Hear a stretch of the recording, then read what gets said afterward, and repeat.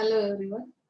आपल्या रिटेल मॅनेजमेंटच्या लेक्चरमध्ये पुन्हा एकदा स्वागत. आपला इंटरनेट प्रॉब्लेममुळे थोडंसं एक लेक्चर खूपच स्मॉल झाला, आपण तिथेच ब्रेक घेतला, म्हणून हा दुसरा लेक्चर आपण तयार केला. आपण मर्चंडाइज कॅटेगरी यामध्ये इथपर्यंत येऊन थांबलो होतो, तिथेच आपल्याला नेटच्या इश्यूमुळे थांबावं लागलं पर्यायाने. तर आपण पुढे कंटिन्यू करतो. इथे merchandise category is the basic unit of analysis. आता कॅटेगरी, एखाद्या प्रोडक्टची कॅटेगरी जी आहे ती कशी डिफाईन केली जाते, तर त्यासाठी त्यांनी जे एक्झाम्पल दिलंय ते आपण स्टडी करत होतो इथे, की डिपार्टमेंट स्टोअर मध्ये जी काही त्यांनी कॅटेगरी दिलेली आहे. आता गर्ल्स ड्रेसेस मध्ये 4 to 6 साईज त्यांनी दिली, त्यामध्ये डिफरंट कलर्स अवेलेबल केले, स्टाईल्स आहेत, डिफरंट ब्रँड्स अवेलेबल आहेत. मग mother buying a dress for her daughter might consider the entire set of dresses when making her purchase decision. Lowering the price on one dress may increases the sale of that dress but also decrease the sale of other dresses. म्हणजे ज्या categories आपल्याकडे आहेत प्रोडक्टच्या, तर त्यामध्ये कुठल्याही एका कॅटेगरीची price जर low केली तर त्याचा सेल तुमचा इन्क्रीज होईल त्या कॅटेगरीचा, पण अदर जे काही कॅटेगरीज आहेत तर त्या अदर कॅटेगरीच्या ड्रेसचा तुमचा सेल काय होईल, डिक्रीज होईल. So thus the buyer's decision about pricing and promoting specific stock keeping units in the category will affect the sales of other stock keeping units in the same category. Some retailers may define categories in terms of brands. For example, Tommy Hilfiger might be one category and Polo another category because the retailer feels that these brands are not substitutes for each other. म्हणजे कुठले brand कुठल्या ब्रँडला substitute म्हणून वापरले जातात, कुठले वापरले जात नाहीत, ह्याचं नॉलेज रिटेलर कडे असणं खूप गरजेचं असणार आहे ते कॅटेगरीमध्ये, मर्चंडाइज कॅटेगरीमध्ये. आता कॅटेगरी मॅनेजमेंट हा जो पार्ट येतो, category management is a way of managing products on the level of a product group rather than on the level of a single product. While retailers in a general manage merchandise at the category level, many supermarkets organize their merchandise management around brands or vendors managing merchandise within a category. But brand can lead to inefficiencies because it fails to consider the interdependencies between stock keeping units in the category. म्हणजे आपल्याला प्रत्येक कॅटेगरीचं management करायचं आहे. Product जे आहेत त्याची level कशी आहे, किंवा सुपर मार्केटमध्ये जर ते असतील तर त्यामध्ये तुम्हाला सेलिंग कसा होतो, कस्टमर कुठला अवेलेबल होतो, त्यानुसार प्रत्येक कॅटेगरीचं मॅनेजमेंट करणं हे, किंवा स्टॉक किपिंग युनिट्स अवेलेबल करणं ही तुमची काय असणार आहे, गरज असणार आहे ऍज अ रिटेलर म्हणून. तर इम्पॉर्टन्स काय आहे त्याचे कॅटेगरी मॅनेजमेंटचे बघा. रिटेलिंग मध्ये हे जे कॅटेगरी मॅनेजमेंट यूज केलं जातं, तर त्यासाठी त्यांनी आणखी एक गोष्ट तुम्हाला मेन्शन केली, की हे न्यू सायन्स ऑफ रिटेलिंग आहे. आता सायन्स का म्हटलं याला, तर त्याचं कारण दिले बघा. It involve systematic process. कुठल्याही गोष्टीचं मॅनेजमेंट करायचं म्हणजे काय, की इथे सिस्टमॅटिक प्रोसेस आहे ही. It emphasizes decision making on complex analysis of data. म्हणजे तुमच्याकडे जो डेटा आहे, कॉम्प्लेक्स डेटा आहे, तर त्यामध्ये अनालिसिस केल्यानंतर तुम्हाला काय होतं, मॅनेजमेंट प्रॉपर केलं की डिसिजन्स घेता येतात. It is an objective view based on consumers needs and wants. म्हणजे याचं मेन ऑब्जेक्ट काय आहे कॅटेगरी मॅनेजमेंटचं, तर कस्टमरच्या नीड्स काय आहेत, वॉन्ट्स काय आहेत, त्यानुसार ते ऑब्जेक्ट सेट करणार आहेत. म्हणजे मॅनेजमेंट करताना तुम्हाला अगोदर कस्टमरच्या नीड्स माहिती पाहिजे कॅटेगरी मॅनेजमेंट करताना. Okay, so it is becoming increasingly important because of number of specific industry trends like. आता यामध्ये जे काही इंडस्ट्रीचे ट्रेंड्स आहेत कॅटेगरी मॅनेजमेंट करताना, तर कुठले ट्रेंड्स इंडस्ट्री यूज करते, changes in consumer needs and lifestyles, म्हणजे कस्टमरच्या नीड्स आणि लाईफस्टाईल कशी आहे त्यानुसार हे कॅटेगरी मॅनेजमेंट केलं जाईल. कॉम्पिटिटिव्ह प्रेशर किती आहे, म्हणजे मार्केटमध्ये तुमचे कॉम्पिटिटर्स किती आहेत, तुमच्या रिटेल जे स्ट्रक्चर आहे, फॉर्मॅट आहे ते कसं आहे, हायपर मार्केट्स किती अवेलेबल आहेत, त्यानुसार तुम्हाला ती कॉम्पिटिशन कळते आणि कॉम्पिटिटिव्ह प्रेशर कळला की तुम्ही त्या पद्धतीने मॅनेजमेंट करता. Economic and efficiency consideration, economic conditions पाहिल्या जातात की तुमची कॉस्ट कंट्रोल कशी केली जाईल किंवा तुमचं डिमांड आणि सप्लाय ही जी काही प्रोसेस आहे त्यामध्ये इफिशियन्सी कशी आणली जाईल. सपोज तुम्हाला डिमांड येते मार्केटमधून, सप्लाय करताना गॅप येत असेल तर त्यामध्ये इफिशियन्सी आणण्याचा प्रयत्न या कॅटेगरी मॅनेजमेंटच्या थ्रू केला जातो. तुमच्याकडे प्रॉपर कॅटेगरी प्रोडक्ट्स अवेलेबल असतील तर तो गॅप काढण्याचा प्रयत्न केला जातो. ऍडव्हान्सेस इन इन्फॉर्मेशन टेक्नॉलॉजी म्हणजे आयटीचा वापर केला जातो यामध्ये. जसं he can obtain organise access analyse and act upon data required for effective category management. This will enable him to have a better understanding of consumer needs and achieve competitive advantage. आता components कुठले आहेत मर्चंडाइज कॅटेगरीचे, तर त्यामध्ये 6 components important सांगितले की functioning of category management. 2 of these are considered essential without which category management cannot be started and these are known as core components. जे त्यातले 6 पैकी 2 कंपोनंट्स जे आहेत ते कोर कंपोनंट्स आहेत. The other 4 are needed to enable the process. म्हणजे बाकीचे जे 4 आहेत ते प्रोसेस कंटिन्यू करण्यासाठी यूज केले जातात. Without which category management can be started but not institutionalise on a continuous basis. आता त्यामध्ये ही डायग्राम तुम्ही बघू शकता. या डायग्राम मध्ये performance measurement, organisational capabilities, information technology, trading partner relationships, strategy and business process. आता कंपोनंट्स मध्ये त्यांनी सांगितलं the 2 core components are strategy and business process. म्हणजे हे कोर मेन कंपोनंट्स आहेत कॅटेगरी मॅनेजमेंट करताना, strategy and business process. The enabling factors are performance measurements, म्हणजे बाकीचे 4 फॅक्टर्स जे तुम्ही डायग्राम मध्ये बघू शकता, इन्फॉर्मेशन टेक्नॉलॉजी, ऑर्गनायझेशनल कॅपॅबिलिटीज. तर या पद्धतीने हे कंपोनंट्स दिलेत मर्चंडाइज कॅटेगरीचे. Core component strategies link to the company's overall mission and goals. म्हणजे ही जी स्ट्रॅटेजी आहे कोर कंपोनंट स्ट्रॅटेजी ही कशावर डिपेंड आहे की याची लिंक असेल मिशन सोबत. म्हणजे कंपनीचं मिशन काय आहे, एक्झिस्टिंग त्यांचं जे वर्क आहे किंवा जॉब जे आहे कशा पद्धतीने चालतात, त्यांचे गोल्स काय आहेत त्यानुसार ते सेट केले जातील. म्हणजे हे core component. Business process which evolve is a result of this strategy. आता रोल ऑफ कॅटेगरी कॅप्टन यामध्ये काय दिलंय, the retailer select a vendor to help them manage a particular category. Retailer काय करणार, एक व्हेंडर सिलेक्ट करणार आहे म्हणजे कॅटेगरीचं मॅनेजमेंट करण्यासाठी. The vendor known as a category captain. म्हणजे ऍक्च्युअली कॅटेगरी कॅप्टन म्हणजे कोण हे तुम्हाला कळलं की जो व्हेंडर आहे तो कॅटेगरी कॅप्टन आहे. Works with the retailer to develop a better understanding of shopping behavior, create assortments that satisfy consumer needs and improve the profitability of the merchandise category. आता तो रिटेलर सोबत जेव्हा हा कॅटेगरी कॅप्टन म्हणजे vendor काम करेल तेव्हा काय काय केलं जाईल, तर शॉपर्सचं बिहेवियर कसं आहे, असॉर्टमेंट कशी क्रिएट करता येईल, कस्टमरला कशा पद्धतीने सॅटिस्फाय करता येईल किंवा प्रॉफिटेबिलिटी इन्क्रीज कशी करता येईल याचा विचार केला जातो. मग आता selecting vendors as category captain has its advantages for retailers. आता काय ऍडव्हान्टेज होतो, तुम्ही जर कॅटेगरी कॅप्टन चूज केला तर ते दिलं की it makes a merchandise management task easier and can increase profit. तुम्ही इथे काय करता, एक प्रकारे पार्टनरच सर्च करता की नाही. रिटेलरने एखाद्या व्हेंडर थ्रू सेलिंग करणं म्हणजे तुम्ही हेल्प घेताय आणि त्यामुळे तुम्हाला मर्चंडाइज मॅनेजमेंट ही जी काही टास्क आहे ते करणं इझी होतं किंवा तुमचा प्रॉफिट इन्क्रीज होतो. बरोबर ना. Vendors are often in a better position to manage a category than are retailers because they have superior information because of their focus. म्हणजे कॅटेगरी मॅनेजमेंट करताना व्हेंडरची पोझिशन कशी असेल तर बेटर असेल.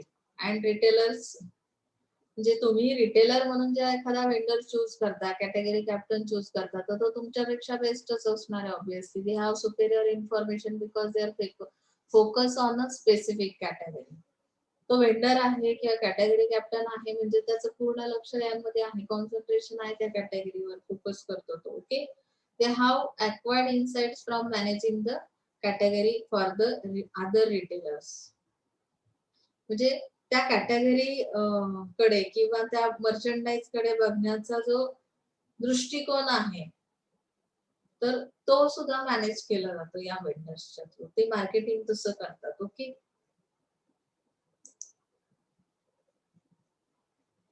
त्यानंतर मर्चंडाईज प्रोक्युरमेंट सोर्सिंग.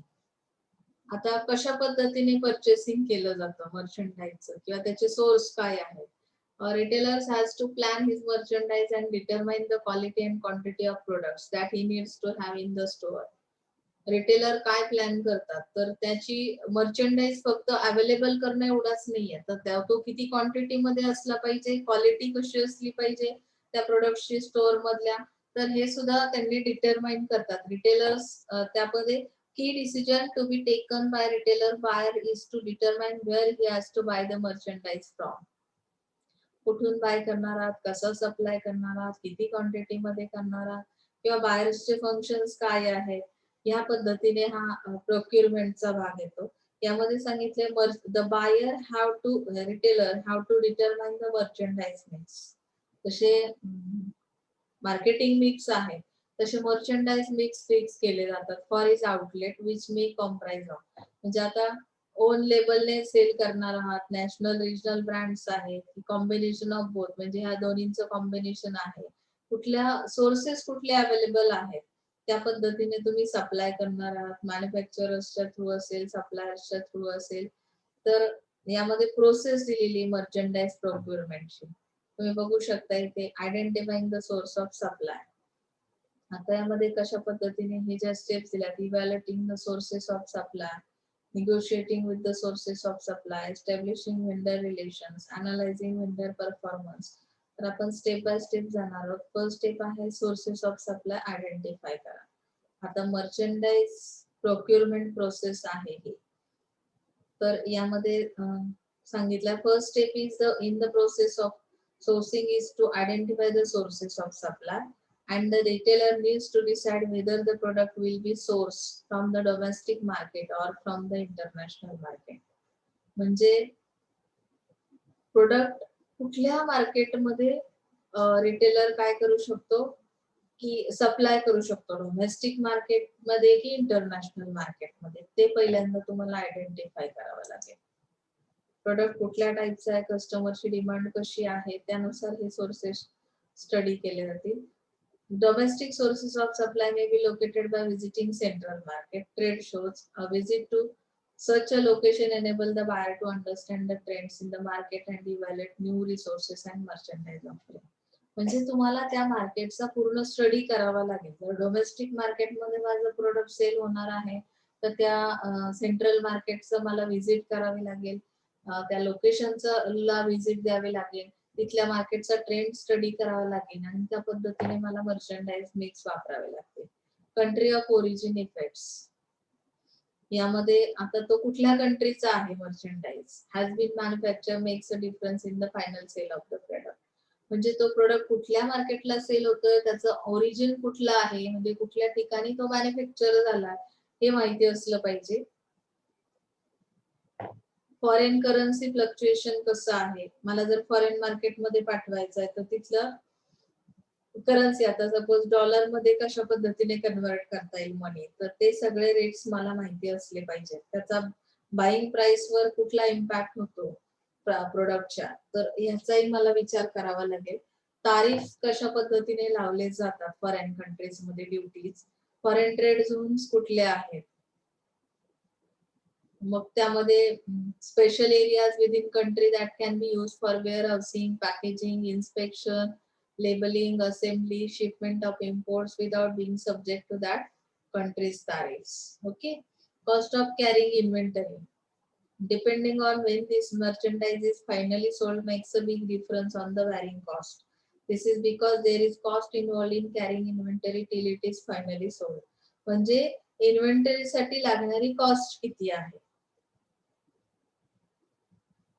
तुम्ही जेव्हा त्याला फायनल सेल होईपर्यंत इन्व्हेंटरी मध्ये ठेवणार आहात तर त्यासाठी येणारी कॉस्ट किती आहे, त्याचा इम्पॅक्ट तुमच्या फायनल सेलिंग वर होतो, म्हणजे त्याच्या प्राइस वर होणार आहे.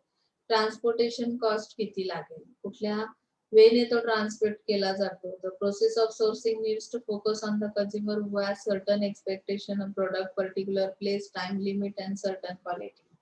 म्हणजे तुम्हाला ट्रान्सपोर्टेशन कुठल्या पद्धतीने करायचं, तर कस्टमरला तो कुठल्या प्लेसला अवेलेबल झाला पाहिजे, कुठल्या टाइम मध्ये, किती कशा क्वालिटी मध्ये असला पाहिजे, तर ह्या पद्धतीने त्याचं ट्रान्सपोर्टेशन केलं जाईल. स्टेप 2 मध्ये दिले contacting and evaluating the sources of supply.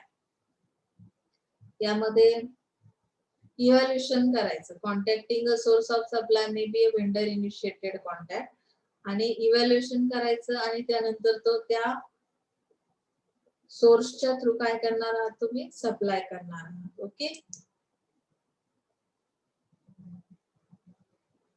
मग आता यामध्ये तुम्हाला आणखी पुढचा पार्ट दिलाय बघा.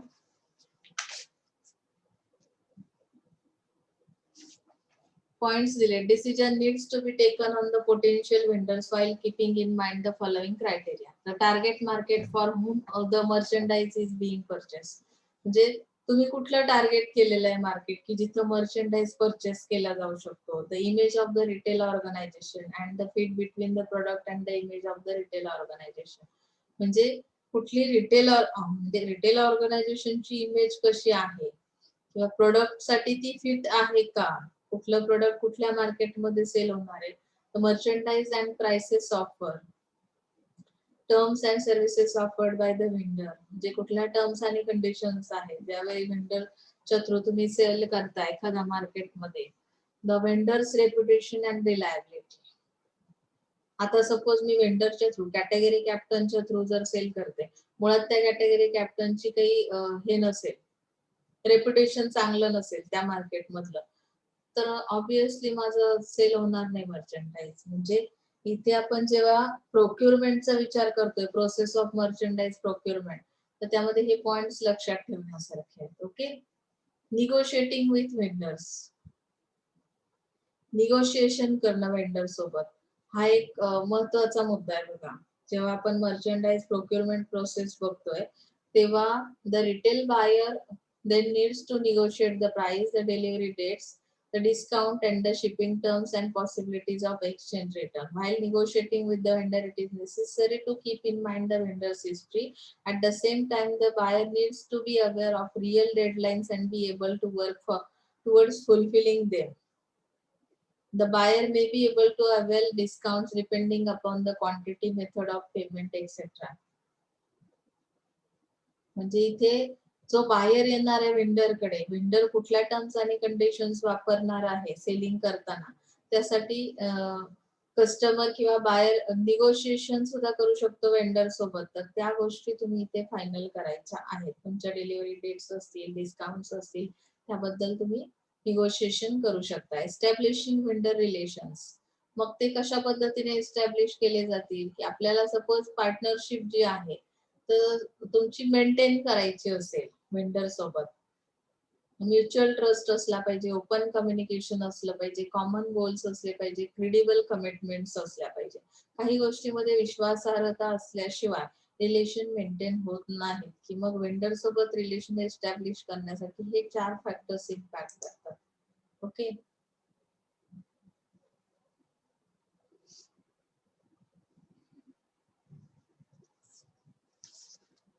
Analysing vendor performance. आता यामध्ये काय दिलंय बघा. Each retailer will have his own criteria for the selection of vendor. The starting point may be vendor registration form, which provides details on address, preferred mode of payment, sales tax number, etc. आता वेंडरचा performance better आहे किंवा नाही आहे, तर हे मला कसं कळणार आहे. त्यासाठी काय केलंय त्यांनी की क्रायटेरिया दिलेला आहे, सिलेक्शन क्रायटेरिया. मग त्यामध्ये काय दिलं बघा, total orders placed on the vendor in a year.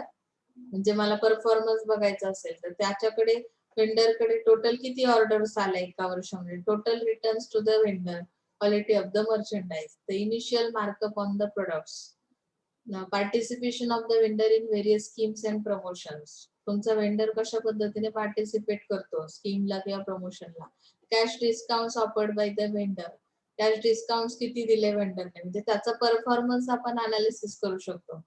The sales performance of the merchandise, जे सेलिंगचा परफॉर्मन्स कसा आहे, त्याचा मर्चंडाईज कशा पद्धतीने सेल करतो. म्हणजे इव्हॅल्युएशन केलं की तुम्हाला काय होतं की राईट डिसिजन घेता येतो त्या ऑर्गनायझेशनला, रिटेल ऑर्गनायझेशनला, की हा वेंडर तुमच्यासाठी बेटर आहे किंवा नाही आहे. जसं तुमचं आता as a student performance check करायला गेलात तर किती लोक काम करतात, वेळेत काम करतात, किती लोकांना जे काही लेक्चर्स आहेत ते प्रॉपर अटेंड करतात, यानुसार आपण तुमचा परफॉर्मन्स अनालिसिस करतो. तसं इथे वेंडरचं आहे. Okay. Gross margin contribution. The proper vendor analysis is necessary for evaluating vendor performance and determining whether to continue with the same supplier or to find new ones. Both quantitative and qualitative factors are considered during this evaluation. Key criteria considered while analyzing vendor performance. आता काही criteria त्यांनी दिलेला आहे. Gross margin contribution किती आहे, त्यानंतर ऍडहरन्स to company policy, म्हणजे कंपनीच्या पॉलिसीनुसार तुम्ही कशा पद्धतीने काम करता. आता जसं की वेंडरचा परफॉर्मन्स चेक करताना purchase order instructions can be replace, म्हणजे ज्या इन्स्ट्रक्शन्स आहेत ते रिप्लेस केल्या जातात का, लेट शिपमेंट आहे का, lack of adherence to cancellation date, improper packaging, म्हणजे तो कसा जॉब करतोय, म्हणजे कंपनीची पॉलिसी काय आहे आणि तो कशा पद्धतीने करतो. तर ह्यानुसार तुम्ही तो परफॉर्मन्स कॅल्क्युलेट करू शकता. कस्टमर ऍक्सेप्टन्स लेवल किती आहे, तो प्रोडक्ट ऍक्सेप्ट होतो का वेंडर जेव्हा सेलिंग साठी जाईल. मर्चंडाईजची क्वालिटी कशी आहे. Vendor's ability to deliver consistent level of excellence is another important factor for the retailer. Okay. त्यानंतर sources for merchandise. यामध्ये आपण बघू शकतोय